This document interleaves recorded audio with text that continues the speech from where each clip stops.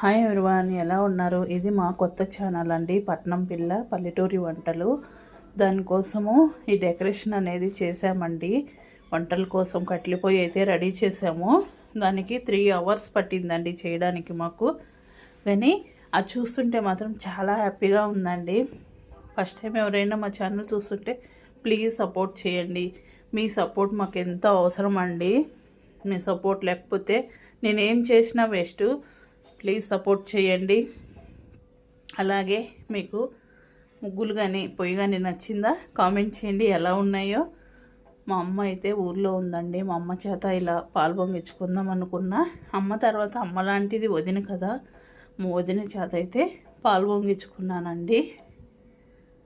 కట్టెల పొయ్యి అనేది ఎక్కువగా మనం యూజ్ చేయం కాబట్టి కొంచెం కష్టం అనిపించిందండి అది వెలిగించడానికి పొయ్యిలు. కానీ చాలా బాగా మండిందండి. పాలు కూడా బాగా పొంగాయి. చాలా హ్యాపీ అనిపించిందండి. మీ సపోర్ట్ నాకు ఉంటుందని నేను అనుకుంటున్నాను. మీ బ్లెస్సింగ్స్ ఇస్తారని ఆశిస్తున్నాను.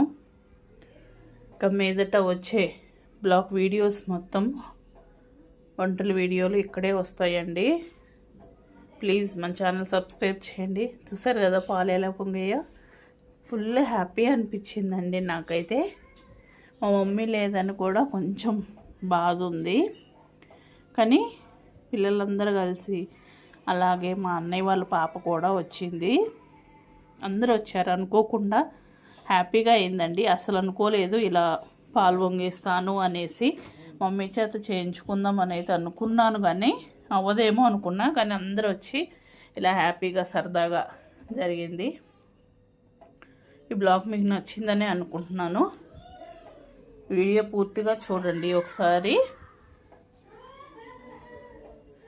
ఆ పాలతోటైతే కాఫీ పెట్టుకొని తాగామండి అందరమే. చక్కగా పాలు పొంగిచ్చేసుకున్నాము. నా యూట్యూబ్ ఛానల్ కూడా ఇలాగే పొంగాలి, ఇంతే హ్యాపీగా ఉండాలని మీ బ్లెస్సింగ్స్ కోసం ఈ వీడియో చేస్తున్నా.